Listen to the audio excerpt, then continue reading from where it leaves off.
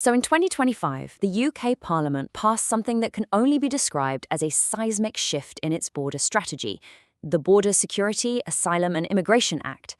Now, this wasn't just a minor tweak or a policy adjustment. No, this was a complete, ground-up overhaul of the entire legal framework that dictates who and what can cross into the United Kingdom. The full name of the act really tells you everything you need to know. By smashing together border security, asylum, and immigration, it's making its mission crystal clear. To bring everything under one roof, centralize control, create some seriously powerful new tools for enforcement, and basically redraw the entire map of the UK border system. And that, right there, is the big question, isn't it? We hear the term landmark overhaul thrown around a lot, but what does this law actually change for people on the ground? Well, that's what we're here for. Let's pull back the curtain and really get into the nuts and bolts of it. Okay, to really get our heads around this thing, we're going to break it down into its 5 key parts. We'll kick off with the new command structure, the brain of the operation, if you will, the border commander. Then we'll look at its teeth, a whole host of new powers and criminal offenses. After that, we'll see how it wiped the slate clean by getting rid of old laws, how it polices the system itself, and finally, we'll zoom out and ask, what does it all mean in the long run? Right, let's start at the very top of the food chain. The first pillar of this act is all about structure. It's about taking what was often a messy, fragmented approach with multiple agencies and replacing it with a single central point of command. So Part 1 of the act creates this brand new, very powerful position, the Border Security Commander. You can think of this person as the new strategic general for the entire UK border. They're appointed by the Secretary of State, and their one and only job is to coordinate a single, unified strategy. The goal here is to knock down the walls that have always existed between different agencies. And this commander's job description is, well, huge. They're in charge of coordinating every single partner authority. And that's just legal speak for every government body that has anything to do with the border, from the Coast Guard to MI5. They'll put out these strategic priority documents that basically say, okay, here are the biggest threats we're facing. And crucially, they have to report to Parliament every year. It's all about creating one single brain for the whole border operation. All right, so the new command structure is in place. Now we get to the sharp end of the stick. The Act gives the authorities a whole new toolbox to work with, and it starts with some very specific, and I mean very tough, new criminal offenses. And this is a really fundamental change in tactics. The law now tries to move upstream, to hit smuggling networks before a boat even gets near the water. It creates these precursor offenses. What that means is it's not just about the active crossing anymore, it's about the entire supply chain. If you supply a small boat, if you store it, even if you just move it and you know it's going to be used for an illegal crossing, you are now committing a major crime.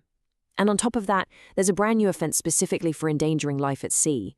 And just in case anyone was wondering how serious they are about this, the penalties are steep.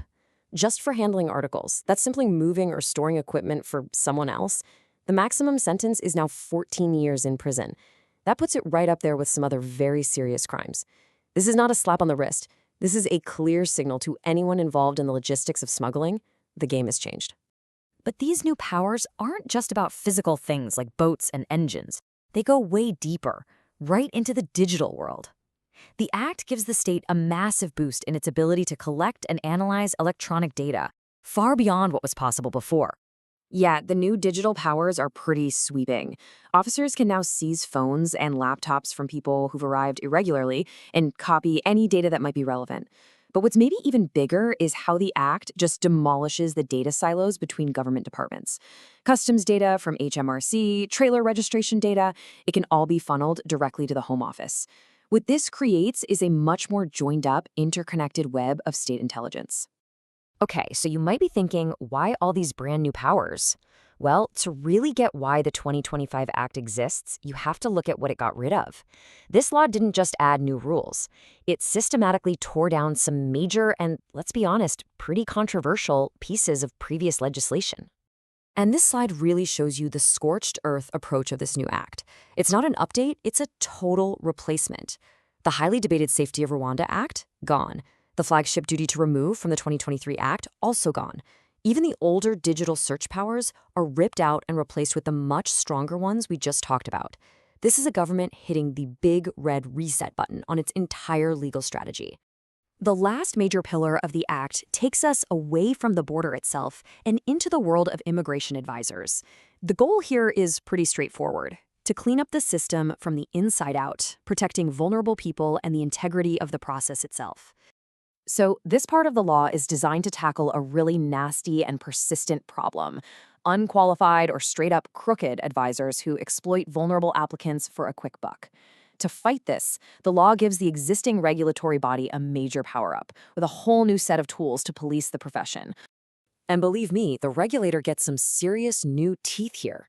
It can now slap hefty fines on people for misconduct, suspend advisors who don't follow the rules, and really importantly, go after those unregistered ghost advisors who operate in the shadows. It's a double-edged sword: protect the applicants and protect the immigration system from being corrupted by bad actors. Phew! So, after running through all of that, what's the big picture here? What's the one thing you should really take away from this incredibly complex piece of legislation? If you remember one thing, make it this: the 2025 Act is all about a deliberate pivot away from piecemeal reactive policies toward a single unified strategy. It does this by centralizing command, creating tougher enforcement powers, massively expanding data sharing, wiping the legislative slate clean, and getting tough on professional standards.